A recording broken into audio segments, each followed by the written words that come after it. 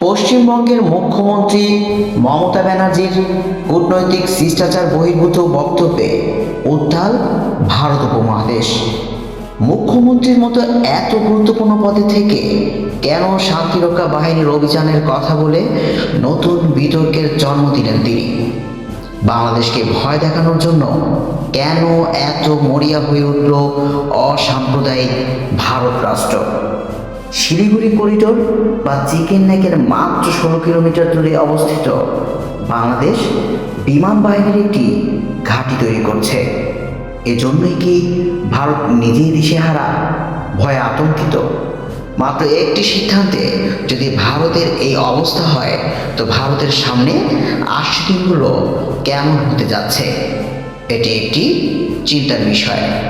কেননা বাংলাদেশের কাছে এমন আরও হাজারটা প্রাণ আছে ভারতকে তাদের দৌরাত্ম্যের সমীচীন জবাব দেওয়া।